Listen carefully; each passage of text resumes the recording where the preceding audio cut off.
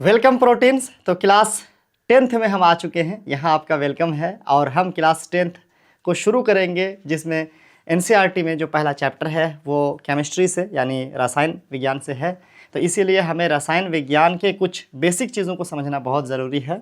अगर आप class 10th में आ रहे हैं और क्लास 10th के लेवल को आप समझना चाहते हैं तो क्लास 9th के कुछ चीज़ों को समझना बहुत ज़रूरी है। इसको अगर आप नहीं समझेंगे तो आपका क्लास 10th बर्बाद हो जाएगा। बहुत वीआई वीडियो है, ज़रूर आपको देखना चाहिए, एक बार रिवाइज़ कर लेना चाहिए। अगर आपको आता है तो भी मैं कहूँगा रिवाइज़ कर लीजिए, आप ही को बेनिफिट होगा इसका, है ना। और नहीं आता है तब तो ज़रूरी है ही।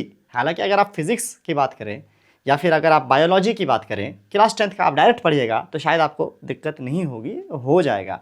बट केमिस्ट्री में अगर आप ये चीज़ भूल के आ गए हैं भाई, क्लास 9th में छोड़ के आ गए हैं, तो यकीन मानिए कि आपका क्लास 10th बर्बाद हो जाएगा। इसीलिए मैं सोचा कि पहले आपके लिए ये वीडियो बना दूं और फिर हम क्लास 10th के अलसेटर चैप्टर स्टार्ट करेंगे। तो आपके लिए हम लाए हैं मेहनत करके। आई होप कि आप पूरा वीडियो देखिएगा और अपने इस कीमती टाइम को सही इस्तेमाल कीजिएगा, ठीक है। चलिए शुरू करते हैं। सबसे पहले जो हमारा टॉपिक है वो है पदार्थ। हम जानते हैं पदार्थ किसे कहते हैं। हमारे आसपास में जो भी चीज़ें हैं पदार्थ हैं। डेफिनेशन की बात करें तो जिस चीज़ के पास भी द्रव्यमान है, मास है, वजन कह लो आप, है ना, और जो स्थान घेरती है। मेरे पास कुछ वजन है, मैं कुछ जगह लेता हूँ, हवा में ले रहा हूँ, अभी ज़मीन पे ले रहा हूँ, यानी वॉल्यूम है जिसके पास मास है वो क्या कहलाएगा? पदार्थ कहलाएगा। जो भी चीज़ें हम अपने आसपास देख सकते हैं ये सब के सब पदार्थ हैं। कुछ चीज़ें जो हम नहीं भी देख सकते हैं, गैसेज हो गए, हवा हो गया, है ना, डस्ट पार्टिकल्स, वाटर वेपर्स, जो हम नहीं देख पा रहे वो भी वज़न रखते हैं, वो भी जगह लेते हैं, तो वो सब के सब क्या हो गए बच्चों? वो सब पदार्थ हो गए, मैटर हो गए। तो बेसिकली हमारे आसपास की सारी चीज़ें मैटर ही हैं। ये तो बहुत सिंपल सा ये है मामला है। ये भी मैटर है, हम भी मैटर है, ये भी मैटर है। दीवार, छत, टीवी, पंखा, हवा, सब मैटर है। दूसरा हमारे पास है परमाणु। परमाणु का नाम आपने पहले सुना होगा, एटम जिसे हम कहते हैं। बेसिकली परमाणु किसी तत्व की सबसे छोटी इकाई होती है। इसको हम टुकड़ा करते चले जाएंगे, टुकड़ा करते चले जाएंगे, तो ऐसा टुकड़ा जिसका और टुकड़ा करना संभव नहीं हो पाएगा उसको हम लोग परमाणु कहेंगे। हालांकि उसमें एक ट्रिक है, वो सॉरी ट्रिक्स कह रहे हैं, उसमें एक क्या कह रहे हैं, उसको क्या बोलते रहे भाई, वर्ड तो मैं भूल गया अचानक से, क्लाइमेक्स है, हाँ, कि वो रासायनिक अभिक्रिया में भाग ले सकता हो। इतना छोटा टुकड़ा जो रासायनिक अभिक्रिया में भाग ले सकता हो, केमिकली एक्टिव हो सकता हो। ऐसा नहीं कि हम एटम के अंदर की चीज़ों को नहीं जानते। हम जानते हैं कि एटम के अंदर क्या होता है, इलेक्ट्रॉन होते हैं, प्रोटॉन होते हैं, हम देखेंगे आगे। इसका मतलब हो गया कि एटम का भी फर्दर अंदर टुकड़ा है, उसके भी छोटे पार्ट हैं, लेकिन सिर्फ एक इलेक्ट्रॉन, सिर्फ एक प्रोटॉन क्या केमिकल रिएक्शन में हिस्सा ले सकते हैं? जवाब है नहीं। तो केमिकल रिएक्शन में जो हिस्सा ले सकते हैं बच्चों, वो क्या कहलाएगा हमारा? वो कहलाएगा हमारा परमाणु। इसीलिए हमने लिखा है कि परमाणु किसी तत्व की सबसे छोटी इकाई होती है जो रासायनिक अभिक्रिया में भाग ले सकती है। चाहे तो आप ये सब कुछ लिख सकते हैं, अपने कॉपी में नोट कर सकते हैं। क्लास 10th की केमिस्ट्री का फर्स्ट इंट्रोडक्शन चैप्टर आप ये लिख सकते हैं, ठीक है।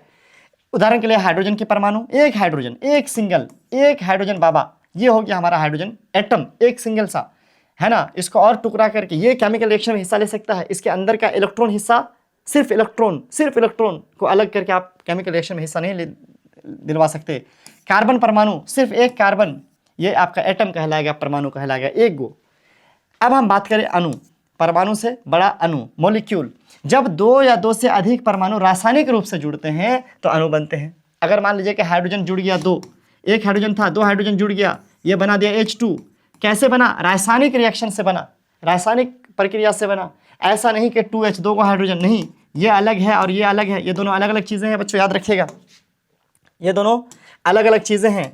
ये H2 और 2H सेम नहीं है, H2 और 2H सेम नहीं है। याद रखिएगा कि एक डब्बा में अगर हम 2 हाइड्रोजन भर दिए, 5 हाइड्रोजन भर दिए तो वो मॉलिक्यूल नहीं हो जाएगा, बल्कि वो दोनों हाइड्रोजन केमिकली एक दूसरे के साथ बॉन्डिंग बना करके, एक दूसरे के साथ एनर्जी शेयर करके जब H2 बना लेगा तब वो क्या कहलाएगा?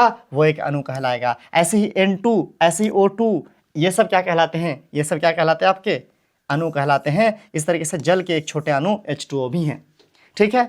अब अगला है तत्व, एलिमेंट और परमाणु, फर्क है थोड़ा सा, समझिएगा। एक शुद्ध पदार्थ होता है जिसमें केवल एक ही प्रकार के परमाणु होते हैं और इसे सरल पदार्थों में विभाजित नहीं किया जा सकता। इसका क्या मतलब है? अगर आपको मैं दे दूं इतना सा सोना, ये भाई सोना है आपके पास, मान लीजिए इस सोने के टुकड़े में मान लीजिए 1 लाख सोना का एटम है, सोना का छोटा छोटा परमाणु है, कितना गो? 1,00,000 है, 1,00,000 परमाणु है, ठीक है। लेकिन वो सब के सब सोना ही है, Au जिसका फॉर्मूला होता है वो सब के सब सोना ही है। ऐसे में ये एलिमेंट कहलाएगा, ऐसे में ये तत्व कहलाएगा। तत्व होता है प्योर, जिसमें कुछ और ना हो। इसमें हाइड्रोजन नहीं निकलेगा, इसमें ऑक्सीजन नहीं निकलेगा, इसमें कार्बन नहीं निकलेगा। इसमें सिर्फ और सिर्फ आप चाहे जितना भी टुकड़ा ले लें, इसमें सिर्फ और सिर्फ क्या निकलेगा? इसमें सिर्फ और सिर्फ आपका सोना ही निकलेगा। जैसे ये H2 आपका क्या था? अणु था। ये 2H आपका क्या हो जाएगा सर? ये एलिमेंट हो जाएगा। भले ही 2 को हाइड्रोजन है लेकिन प्योर है, सिर्फ हाइड्रोजन है, कोई इसके साथ साझी नहीं है, मिक्स नहीं है। तो ऐसे में ये क्या कहलाएगा? एलिमेंट कहलाएगा। यानी एटम ही का ग्रुप लेकिन एक जैसा। एटम चाहे, अच्छा सिंगल एटम को भी आप एलिमेंट कह सकते हैं, एक सिंगल एटम को भी, क्योंकि वो भी प्योर ही है।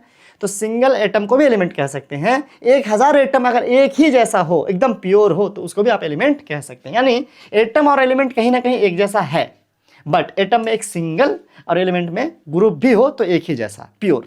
ठीक है, चलिए। जैसे कि सोना Au केवल सोने के परमाणु से बना होता है, ऐसे ऑक्सीजन O2 केवल ऑक्सीजन के परमाणु से बना होता है, तो ये क्या कहलाएगा? ये भी आपका एलिमेंट कहलाएगा। एलिमेंट हो गया प्योर। आप कहेंगे O2 तो मॉलिक्यूल था, हाँ मॉलिक्यूल भी है। क्यों? क्योंकि उसमें 2 ऑक्सीजन कंबाइन हो रखा है केमिकली, तो मॉलिक्यूल भी है। क्या ये एटम है, परमाणु है? जवाब है नहीं, ये परमाणु नहीं है, क्योंकि इसमें 2 ऑक्सीजन है। इसको हम टुकड़ा करके एक छोटा टुकड़ा एक O निकाल सकते हैं, तो ऐसे में वो परमाणु होगा। अकेला रहेगा तब परमाणु होगा, 2 ठो के साथ परमाणु नहीं, अणु हो जाएगा। ठीक है, यही फर्क है। उसके अलावा यौगिक, क्या? यौगिक वह पदार्थ है जो 2 या 2 से अधिक विभिन्न पदार्थ के परमाणुओं को एक निश्चित अनुपात में रासायनिक रूप से मिलाकर बनते हैं। क्या कहा गया? 2 या 2 अधिक से विभिन्न प्रकार के परमाणु, एक प्रकार के नहीं, विभिन्न प्रकार के परमाणु। यहाँ पर अणु में क्या था? एक ही प्रकार के परमाणु भी हो सकते थे। ऑक्सीजन के साथ ही अपना जो है टाँका भिड़ाया, हाइड्रोजन के साथ ही कम्बिनेशन करा, तो ये H2 बना, ये अणु में था। लेकिन यहाँ पर देखिए उदाहरण, H2O, हाइड्रोजन ने ऑक्सीजन के साथ अपना रिएक्शन करके बनाया कोई एक मॉलिक्यूल, जिसका नाम क्या है? H2O, यानी वाटर है, जल है। तो ये आप केमिकली रिएक्शन होकर के ये भी होता है। यानी आप कह सकते हैं अणु से बड़ा है यौगिक, इसमें 2 या 2 से अधिक विभिन्न प्रकार के परमाणु मिलते हैं। 2 भी मिल सकते हैं, 2 से अधिक भी मिल सकते हैं। और इम्पोर्टेंट क्या है? निश्चित रासायनिक अनुपात में मिलना चाहिए। रीज़न क्या है? रीज़न ये है कि अगर हम मान लीजिए कि H2O में देखें तो 1 गो हाइड्रोजन और 2 गो ऑक्सीजन है, उल्टा हो गया। 1 गो ऑक्सीजन, 1 गो ऑक्सीजन और 2 गो हाइड्रोजन। दुनिया के किसी भी पानी के ड्रॉप में, H2O ऐसे ही होगा कि 1 गो ऑक्सीजन के साथ 2 गो हाइड्रोजन ज्वाइन रहेगा। केमिकल रिएक्शन फिक्स रेशियो में होता है। आप पढ़ेंगे इस चीज़ को आगे, या 9th क्लास में पढ़े भी होंगे। आप पूरी दुनिया में से कहीं कार्बन डाइऑक्साइड को उठा लो भैया, उसमें से 1 कार्बन के साथ हमेशा 2 ऑक्सीजन रहेंगे। पूरी दुनिया का कोई भी कार्बन डाइऑक्साइड ऐसा नहीं होगा जिसमें 2 कार्बन के साथ 1 ऑक्सीजन हो गया। अगर आपने एक डब्बा में ऐसे भर दिया तो वो फिर आपका यौगिक नहीं कहलाएगा। यौगिक तब कहलाएगा जब वो ऐसे मिला हो, जब केमिकल रिएक्शन होकर के मिला हो, और जो उसका निश्चित अनुपात है उसी अनुपात से मिला हो, तब वो यौगिक कहलाएगा। ठीक है, मिक्सचर में और यौगिक अणु सब में यही तो फर्क है। मिक्सचर मतलब मिश्रण। मिश्रण में आप किसी को किसी के साथ कुछ भी बालू पत्थर गिट्टी जो मिलाना है मिला, तो भैया मिश्रण हो गया। लेकिन यौगिक अणु ये सब ऐसी चीज़ें हैं जो केमिकल रिएक्शन के बाद बनते हैं, तो इनका अनुपात फिक्स होता है, इनका मिलने का तरीका फिक्स होता है, इसका फॉर्मूला फिक्स होता है, ये कभी भी बदलते नहीं हैं। आई होप कि आपको ये समझ में आया होगा। मैं शॉर्ट में रिवीजन करता हूँ। पदार्थ कोई भी चीज़ जिसके पास वजन है, जो जगह लेती हो। परमाणु सबसे छोटी इकाई किसी भी चीज़ की जो केमिकल रिएक्शन में हिस्सा ले सकता हो, जैसे कि हाइड्रोजन, 1 गो हाइड्रोजन, 1 गो कार्बन, 1 गो ऑक्सीजन। ऐसे ही अणु 1 से ज़्यादा, सेम किस्म का भी हो सकता है, डिफरेंट किस्म का भी हो सकता है। एटम मिल गया, परमाणु मिल गया केमिकली, तो वो हो गया अणु। जैसे कि 2 ऑक्सीजन मिल गया, O2 बन गया, 2 हाइड्रोजन मिल गया, H2 बन गया, या H2O भी हो गया, तो ये सब क्या कहलाएगा? अणु कहलाएगा। हाँ, 4 गो H2O अणु नहीं कहलाएगा, 1 गो H2O अणु कहलाएगा। ये कंपाउंड का सबसे छोटा हिस्सा होता है। ठीक है, तत्व एलिमेंट प्योर चीज़ है। चाहे डायमंड की बात कर लेते हैं, जैसे हीरा किससे बना होता है? कार्बन से बना होता है बच्चों। हालांकि इतना सा डायमंड लीजिएगा आप, तो उसमें करोड़ों हीरा होंगे, करोड़ों कार्बन होंगे, लेकिन सिर्फ कार्बन होंगे, तो वो प्योर हुआ। हीरा क्या हुआ? प्योर हुआ। तो वो आपका तत्व का उदाहरण है। ठीक है, तत्व में प्योर चीज़ें होती हैं, एक ही जैसे होता है, चाहे वो कितना भी हो। जैसे कि ऑक्सीजन हमने 2 को ले लिया, तो O2 वो परमाणु नहीं है, क्योंकि 1 गो ऑक्सीजन होगा तब परमाणु, एटम। लेकिन O2 में 2 गो ऑक्सीजन हो गया तो वो अणु भी है, या उसका हम कह सकते हैं वो प्योर भी है, सिर्फ ऑक्सीजन उसमें, तो वो तत्व भी है, एलिमेंट भी है। ऐसे यौगिक कंपाउंड, यौगिक वो पदार्थ है जो दो या दो से अधिक विभिन्न प्रकार के परमाणु, एक तरह का नहीं, विभिन्न प्रकार के, हाइड्रोजन मिल गया, ऑक्सीजन मिल गया, है ना। ऐसे मान लीजिए हाइड्रोक्लोरिक एसिड, हाइड्रोजन मिल गया, क्लोरीन मिल गया। ऐसे मान लीजिए सल्फ्यूरिक एसिड, हाइड्रोजन मिल गया, सल्फर मिल गया, ऑक्सीजन मिल गया, 2 3 कितना ही मिले, लेकिन जब मिल जाएगा आपस में केमिकली रिएक्शन करके, ऐसा नहीं कि उसको आपने एसिड डब्बा में भर दिया है तो वो हो गया, नहीं, मिश्रण नहीं, केमिकल रिएक्शन के बाद निश्चित अनुपात में जब वो मिलेंगे तब वो क्या कहलाएंगे, यौगिक कहलाएंगे। ये बेसिक डेफिनेशन आपको बहुत अच्छे से क्लियर होना चाहिए। क्लास 9th का था, क्लास 10th में आने से पहले हमें ये अच्छे से जानना चाहिए ही चाहिए। अब आइए एटम के बारे में थोड़ा हम कुछ बेसिक देख लेते हैं। एटम में क्या होता है, परमाणु में क्या होता है, सेंटर होता है जिसको हम लोग न्यूक्लियस कहते हैं। क्या कहते हैं इसको, न्यूक्लियस। न्यूक्लियस के अंदर होता है प्रोटॉन और न्यूट्रॉन। न्यूट्रॉन न्यूट्रल होता है, चार्ज नहीं होते हैं, प्रोटॉन पॉजिटिव चार्ज रखते हैं। 9th क्लास का रिवीजन कर रहे हैं। बाहर में होते हैं शेल, इसको ऑर्बिट कहते हैं, एनर्जी लेवल कहते हैं, है ना। ये शेल 1 2 3 कुछ भी हो सकते हैं, जितनी ज़रूरत होगी उस हिसाब से होंगे। न्यूक्लियस में प्रोटॉन न्यूट्रॉन रहते हैं, ऑर्बिट में आपको इलेक्ट्रॉन रहते हैं, इलेक्ट्रॉन जो कि नेगेटिवली चार्ज होता है। इन शेल का, ऑर्बिट का नाम के, एल, एम और अगला होगा तो एन ऐसे नाम होता है, या 1 2 3 4 ऐसे भी नाम होता है। तो ये बेसिक चीज़ें आपको पता होंगी। उसके अलावा हर एक ऑर्बिट में इलेक्ट्रॉन रखने की अपनी क्षमता होती है। इसमें फॉर्मूला होता है 2n², आपने 9th क्लास में पढ़ा था। पहला ऑर्बिट में 2 इलेक्ट्रॉन रहते हैं, दूसरे ऑर्बिट में 8 इलेक्ट्रॉन रह सकते हैं, और तीसरे में 9 दूना 18 इलेक्ट्रॉन रह सकते हैं, है कि नहीं है। चौथे में 32 रह सकते हैं, इलेक्ट्रॉन की बात कर रहा हूँ मैं, ठीक है। रह सकते हैं, हमेशा रहेंगे ये ज़रूरी नहीं है। ये कैपेसिटी है, क्षमता है कि भैया 8 इसमें हट सकता है, 8 से दूसरे ऑर्बिट में कभी भी किसी भी सिचुएशन में चाहे कितना भी भीड़ भाड़ हो 10 गुना नहीं होगा, ठीक है। चलिए, इतनी बात आपको पता होनी चाहिए। बोर साहब का ये जो था आपने 9th क्लास में पढ़ा था, यहाँ पर भी उसी चीज़ को दिखाने की कोशिश की गई है। सेंटर कंसंट्रेटेड होता है, छोटा होता है, भारी होता है, पॉजिटिव चार्ज आपस में मिले हुए एकदम जकड़े हुए रहते हैं न्यूट्रल के साथ। किसी भी एटम में एक चीज़ आपको पता होगी कि जो इलेक्ट्रॉन होते हैं, यानी जो नेगेटिव चार्ज होते हैं, है ना, जो नेगेटिव चार्ज होते हैं, है ना, वो, और जो प्रोटॉन होते हैं, है ना, प्रोटॉन जो होते हैं, जो पॉजिटिव चार्ज होते हैं, है ना, वो, ये दोनों का नंबर क्या होता है, हमेशा बराबर होता है, इक्वल होता है। प्रोटॉन का स्पेलिंग सही है ठीक है, इसका हमेशा नंबर क्या होता है, बराबर होता है। आई थिंक इतना आपको क्लियर हो गया होगा। Very basic but very important. क्यों इंपॉर्टेंट, क्योंकि इसी के हिसाब से केमिकल रिएक्शन होते हैं। क्लास 10th का अगर सबसे कोई इंपॉर्टेंट चैप्टर है तो मेरे ख्याल से यही केमिकल रिएक्शन ही है।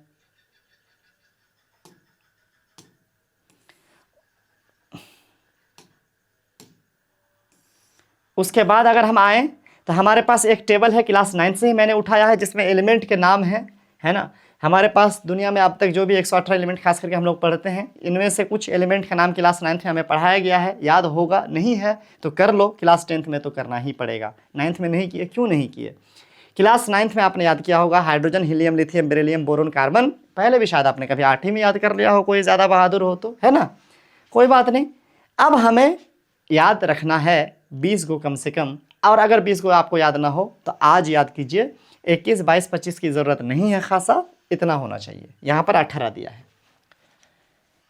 इसमें सिंबल होते हैं पहले, ये सब हाइड्रोजन हीलियम आपको एक साइड से याद करना है। सिंबल जैसे हाइड्रोजन को H से दिखाते हैं, हीलियम को HE से, लिथियम को Li से। इस तरह आपको सिंबल भी याद रखना है कि सोडियम को N से, फास्फोरस को P से, है ना, क्लोरीन को Cl से। ये आपको सिंबल याद रखना है। कैसे सिंबल्स आए इसके बारे में आप क्लास 9 में पढ़ चुके हैं आपको, लेकिन हर हाल में याद होना चाहिए कि N से नाइट्रोजन होता है, Na से सोडियम होता है, हर हाल में याद रहना चाहिए, नहीं तो आप फिर नहीं समझ पाओगे आगे की चीज़ें। उसके बाद दूसरी चीज़ आपको याद रहना चाहिए क्या, कि कौन कितने नंबर पे आता है, उंगली में याद रखना चाहिए। एक साइड से आपको hydrogen, helium, lithium, beryllium. Beryllium 4 number पे आया तो भाई उतना ही होता है उसका एटॉमिक नंबर।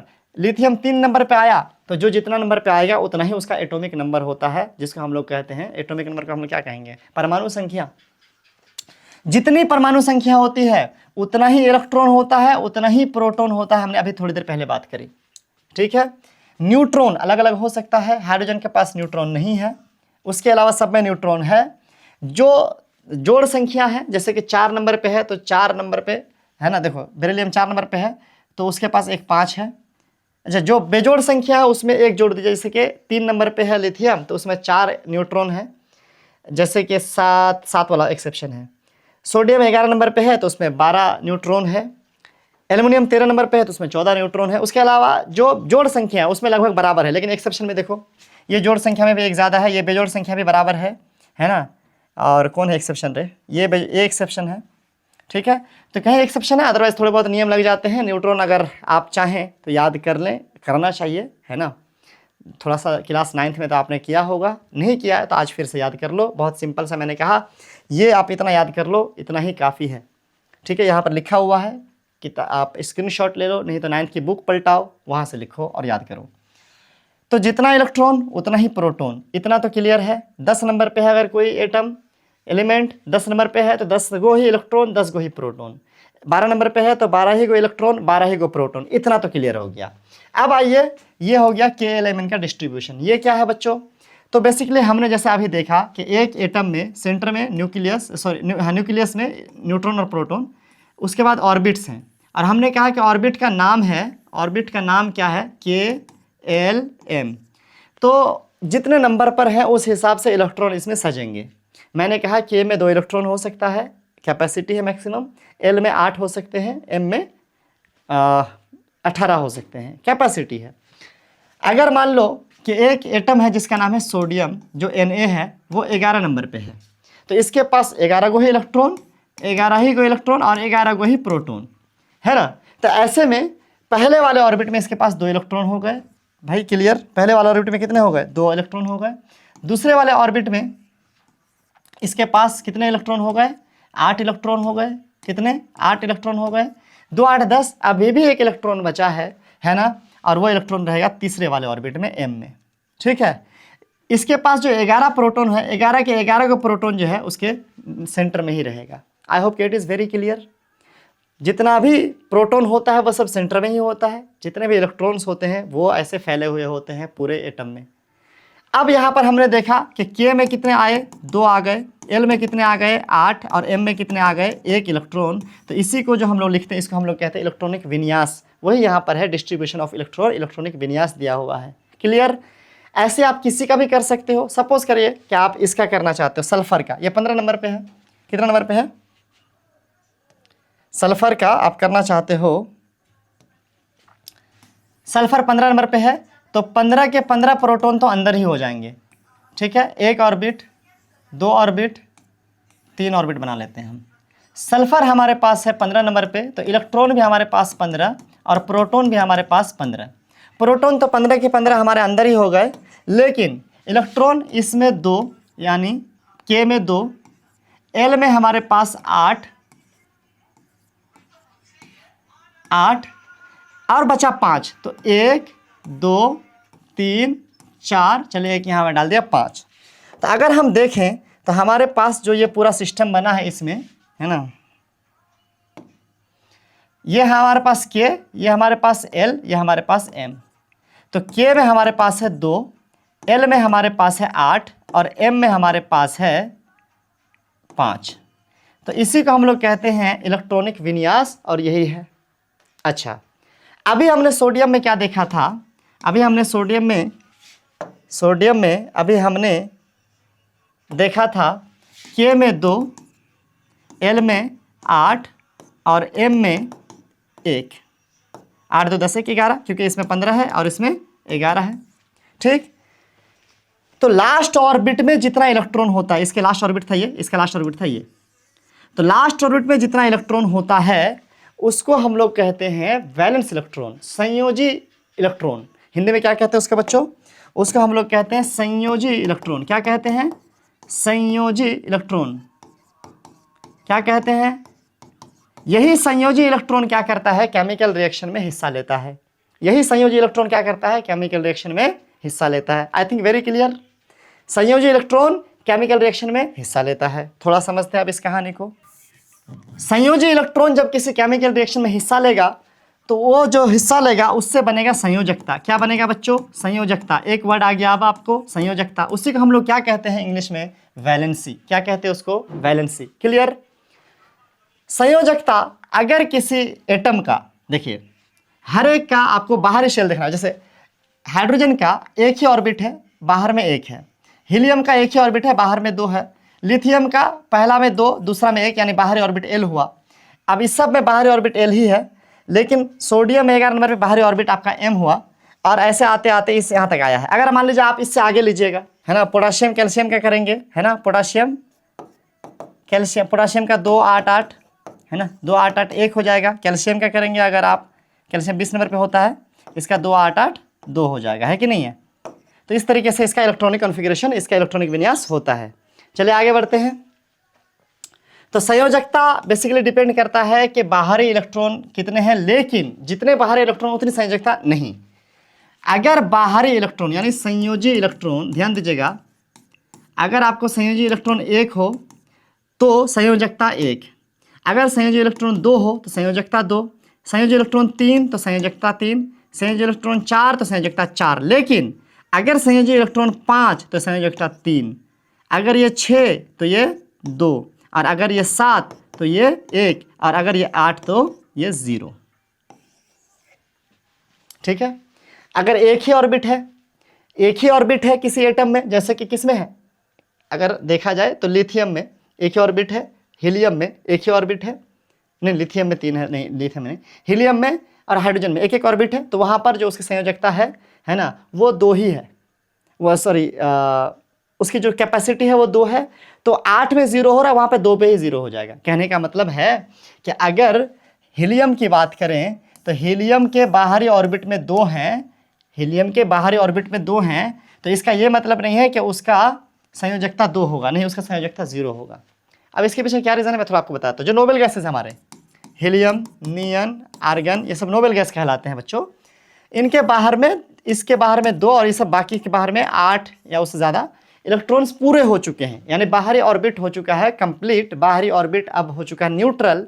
तो इन लोगों के पास इलेक्ट्रॉनिक कॉन्फ़िगरेशन में बाहरी ऑर्बिट में जो इलेक्ट्रॉन होते हैं वो किसी दूसरे के साथ हिस्सा नहीं लेते केमिकल रिएक्शन में, जो नोबेल गैस कहलाते हैं, इसीलिए नोबेल गैस कहलाते हैं बेसिकली। उनका इलेक्ट्रॉनिक कॉन्फ़िगरेशन में संयोजकता 0 होता है। उनका संयोजकता क्या होता है, 0 होता है। तो हीलियम की संयोजकता बाहरी ऑर्बिट में 2 होने के बाद भी 0 होती है, लेकिन बाकी में अगर संयोजकता उधर 8 है बाहरी ऑर्बिट में तब 0 होगा। ठीक, चलिए आप 20 तक याद रखेंगे कि एक ऑर्बिट बाहरी कक्षा में 1 इलेक्ट्रॉन तो 1 संयोजकता, 2 इलेक्ट्रॉन बाहरी कक्षा में तो 2 संयोजकता, 3 इलेक्ट्रॉन बाहरी कक्षा में तो 3 संयोजकता, 4 तो 4 संयोजकता, लेकिन 5 में 3। क्यों? क्योंकि 5 इलेक्ट्रॉन इसके पास रहेगा तो 3 इलेक्ट्रॉन कहीं से लेगा। बेसिकली संयोजकता क्या होता है, किसी के इलेक्ट्रॉन लेना, किसी को देना, या किसी के साथ साझा करना। साझा करने का मतलब होता है शेयरिंग करना। ठीक है। जितना इलेक्ट्रॉन लेगा या जितना इलेक्ट्रॉन देगा या जितना इलेक्ट्रॉन के साथ रिएक्शन बनाएगा, आपस में संबंध बनाएगा, उसको हम लोग संयोजकता कहते हैं। तो संयोजकता ऐसे काम करता है, इसको याद रखेंगे। ठीक है। तो अभी अगर हम बात करें फास्फोरस की, फास्फोरस 15 नंबर पे है, फास्फोरस 15 नंबर पे है, तो बाहर इलेक्ट्रॉन कितने हैं, 5 हैं, तो ये 3 कहीं से लेगा। बाहर में अगर 5 है तो 3 इलेक्ट्रॉन कहीं से लेगा, इसीलिए इसकी संयोजकता कितनी होगी, 3 होगी। अच्छा एक और चीज़ देख लो, एक हमारे पास है फास्फोरस, अच्छा फास्फोरस ही एक्सेप्शन है, 3 भी होता है और 5 भी होता है। फास्फोरस 3.5 नहीं है यहाँ पे, फास्फोरस ही एक्सेप्शन है। इसका जब ये P4 बनाता है या P6 बनाता है उस टाइम पे इसका 5 होता है संयोजकता। तो फास्फोरस एक ऐसा एलिमेंट है जिसकी संयोजकता 3 भी होती है, ऐसे कि 5 बाहर में तो 3 कहीं से लिया, और उसकी संयोजकता 5 भी होती है। बाकी में सब में आपको मिल जाएगा। जैसे देखो फ्लोरीन, फ्लोरीन कितना नंबर पे है, 9 नंबर पे है, तो बाहर में इसका कितना 7 है, बाहर में 7 तो 1 संयोजकता। ऐसे देख लो सोडियम 11 नंबर पे है, बाहर में 1 तो 1 संयोजकता, है ना। तो इस तरीके से आपको संयोजकता समझ में आ गया होगा, ये समझना ज़रूरी है ना। और इलेक्ट्रॉनिक कॉन्फ़िगरेशन मैंने अलग भी टॉपिक बना रखा है, तो वहाँ पर देखते हैं थोड़ा सा। चलो भाई, इसके बाद हमारे पास आता है इलेक्ट्रॉनिक कॉन्फ़िगरेशन, जो कि मैंने समझा ही दिया, फिर भी मैं थोड़ा देख लेता हूँ। मान लो कि आप बोलेंगे इसके बाद किसका इलेक्ट्रॉनिक कॉन्फ़िगरेशन मैं करूँ, 7 नंबर पे है नाइट्रोजन। क्या है, नाइट्रोजन। कितने नंबर पे है ये, 7 नंबर पे। तो इस पास इलेक्ट्रॉन कितने हैं, 7, प्रोटॉन कितने हैं, 7। जब इलेक्ट्रॉन प्रोटॉन 7 है तो इसके पास एटॉमिक नंबर भी 7 है कि नहीं है। अब देखो इसका जो पहला ऑर्बिट होगा उसमें होगा 2, दूसरा ऑर्बिट जो होगा उसमें होगा 5। क्यों?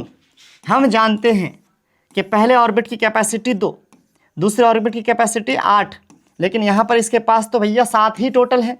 2 तो वो पहला में दे चुका है, बचा कितना है? 5। तो 5 में से पाँचों ये रहेगा बाहरी ऑर्बिट में, दूसरा ऑर्बिट हो गया इसका बाहरी ऑर्बिट। जितना बाहरी ऑर्बिट में रहेगा इसको कहेंगे संयोजी इलेक्ट्रॉन। क्या कहेंगे? संयोजी इलेक्ट्रॉन। तो संयोजी इलेक्ट्रॉन फर्स्ट इसका नाइट्रोजन कितना हो गया?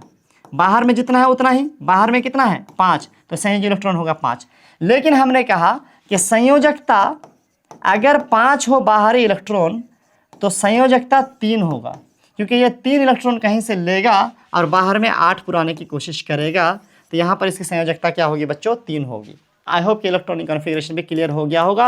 इसी से केमिकल रिएक्शन होता है, ये चीज़ समझना ज़रूरी है। केमिकल रिएक्शन के लिए संयोजकता को समझना ज़रूरी है, संयोजी इलेक्ट्रॉन को समझना ज़रूरी है, क्योंकि संयोजी इलेक्ट्रॉन के हिसाब से ही संयोजकता होती है और संयोजकता ही जो है केमिकल रिएक्शन में इधर उधर करके रिएक्शन में बॉन्डिंग वॉन्डिंग करता है। ठीक है, चलिए अब लास्ट में आया जितना इलेक्ट्रॉन लेगा या देगा उस हिसाब से इलेक्ट्रॉन पे चार्ज आते हैं, एटम पे, अरे इलेक्ट्रॉन कह रहा हूँ, परमाणु जितना इलेक्ट्रॉन लेगा या देगा उस हिसाब से चार्ज आते हैं। जब कोई परमाणु कोई इलेक्ट्रॉन छोड़ता है, इलेक्ट्रॉन छोड़ने का मतलब नेगेटिव चार्ज को छोड़ना, जब नेगेटिव चार्ज छोड़ता है तो उसके पास पॉजिटिव चार्ज ज़्यादा हो जाता है। कैसे? अगर सोडियम 11 नंबर पे है तो इसके पास नेगेटिव चार्ज भी 11 गो है और पॉजिटिव चार्ज भी 11 गो है। अगर इसने बाहर का एक इलेक्ट्रॉन, क्योंकि उसके बाहरी ऑर्बिट में एक इलेक्ट्रॉन होता है, तो अगर वो छोड़ दिया तो उसने एक नेगेटिव चार्ज छोड़ा तो नेगेटिव चार्ज हो गया उसके पास 10 और पॉजिटिव अभी भी कितना है? 11, क्योंकि कभी भी कोई प्रोटॉन नहीं छोड़ता है, हमेशा कोई छोड़ेगा तो इलेक्ट्रॉन नहीं छोड़ेगा, या लेगा भी तो इलेक्ट्रॉन ही लेगा। प्रोटॉन का लेन देन नहीं होता बच्चों, प्रोटॉन तो सेंटर में बैठा रहता है छुप के। कहने का मतलब ये हुआ कि कभी भी प्रोटॉन का शेयरिंग नहीं होता, इलेक्ट्रॉन का शेयरिंग होता है। तो अगर इलेक्ट्रॉन छोड़ा तो मतलब उसका नेगेटिव चार्ज कम हुआ, नेगेटिव चार्ज कम हुआ मतलब पॉजिटिव चार्ज बढ़ा। तो जब इलेक्ट्रॉन छोड़ता है तो किसी भी एटम के ऊपर, किसी भी एलिमेंट के ऊपर, परमाणु के ऊपर एक पॉजिटिव चार्ज आती है। जैसे सोडियम एक इलेक्ट्रॉन छोड़ेगा तो एक पॉजिटिव चार्ज उस पर आया तो इसको हो गया Na+। ऐसे ही क्लोरीन एक इलेक्ट्रॉन छोड़ता है, क्लोराइड बनता है, तो वो हो जाता है Cl-। अच्छा, छोड़ता नहीं, लेता है। अच्छा, क्लोरीन 17 नंबर पे है। क्लोरीन कितना नंबर पे है? 17 नंबर पे है। तो इसका पहला ऑर्बिट में 2, दूसरा में 8, तीसरा में 7। तो ये क्या करेगा? एक इलेक्ट्रॉन कहीं से लेगा, एक इलेक्ट्रॉन कहीं से लेगा और तीसरा में 8 पुराने की कोशिश करेगा। तो ये जो इलेक्ट्रॉन लिया तो नेगेटिव चार्ज लिया, तो नेगेटिव चार्ज लिया तो पॉजिटिव कम हो गया, पॉजिटिव कम हो गया तो नेगेटिव बढ़ा। जब नेगेटिव बढ़ेगा तो नेगेटिव चार्ज उसके ऊपर आएगा। तो हम लोग कहते हैं क्या बच्चों? इसको, है ना, आयन। जिसके ऊपर कोई चार्ज होता है उसको हम लोग बोलते हैं आयन। जिसके ऊपर कोई चार्ज होता है उसको हम लोग क्या बोलते हैं? आयन। तो ये सब potassium, silver, copper, hydrogen, hydride, chloride, bromide, ammonium, ये सब जितने भी यहाँ पर दिए गए हैं ये सब के सब आयन हैं।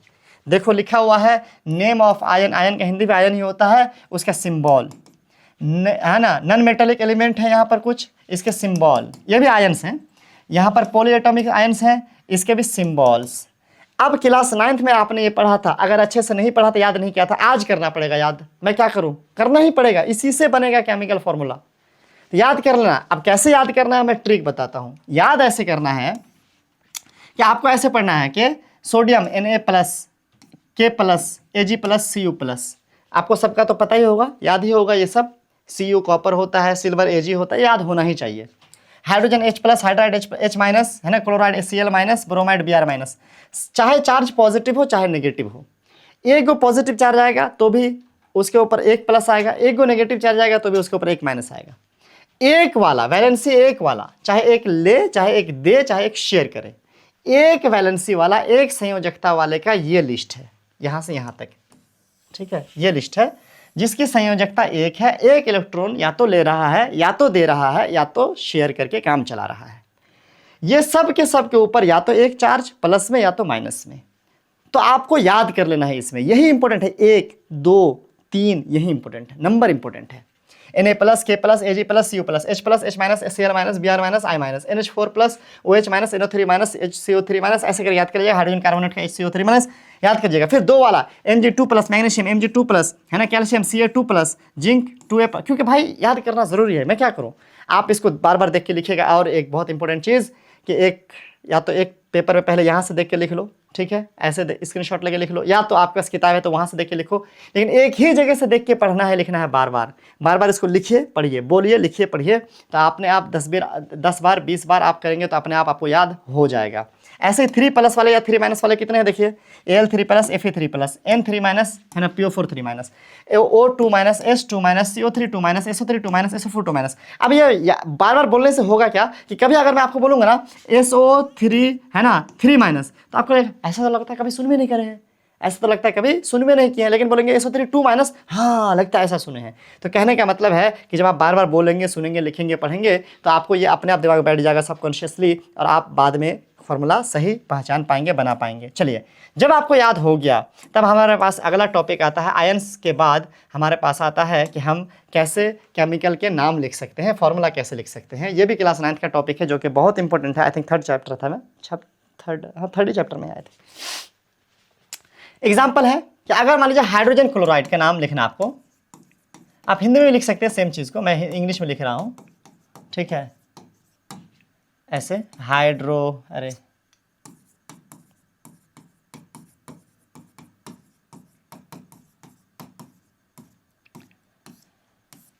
क्लोराइड में एक हाइड्रोजन है, एक क्लोराइड है। हमने ऊपर अभी आयंस देखे, उसमें हाइड्रोजन था H+ और क्लोराइड था Cl-।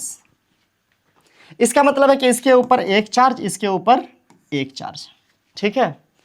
इसका चार्ज जाएगा इसमें और इसका चार्ज जाएगा इसमें, और दोनों अगर बराबर है तो वो नहीं लिखा जाएगा, दोनों में एक एक है। तो इसका H1 और Cl1, यानी इसका चार्ज ये हाइड्रोजन के साथ ये लिखा जाएगा H1, ये Cl के साथ ये लिखा जाएगा Cl1, तो दोनों का 1-1 है तो नहीं लिखा जाएगा, यानी सीधा सीधी HCl इसका फॉर्मूला हुआ, ठीक है। लेकिन अगर हम ले लेते हैं जैसे कोई और CaOH, कैल्शियम हाइड्रोक्साइड, क्या ले लेते हैं, कैल्शियम, फिर से हम इंग्लिश में लिख दिए, कोई बात नहीं, हिंदी में लिख सकते हैं, कैल्शियम हाइड्रोक्साइड। कैल्शियम का होता है Ca2+, क्या होता है Ca2+, अभी ऊपर जो हमने लिस्ट में देखा था उसमें है ये, और हाइड्रोक्साइड का होता है OH-, यानी इसके ऊपर 2 चार्ज, इसके ऊपर 1 चार्ज।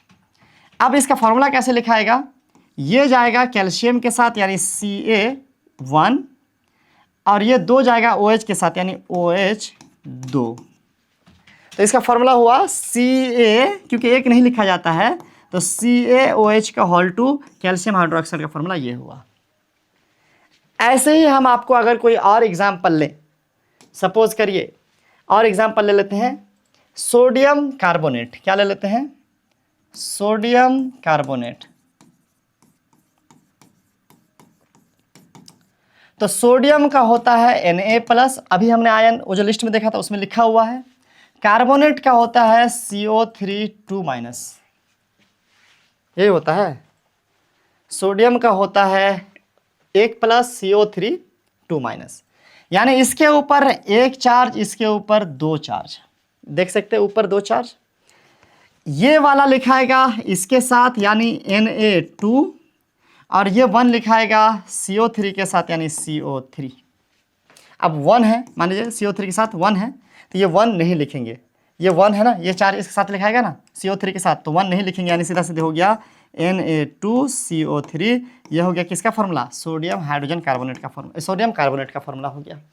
आई होप कि आपको समझ में आ रहा होगा। इस तरीके से ये फॉर्मूला बनता है। इस फॉर्मूला को बनाने के लिए हमें क्या करना पड़ेगा, हमें आयंस जो है समझना पड़ेगा, वो आयंस याद करना पड़ेगा। तो आप क्या कर लेंगे, ये कर लेंगे।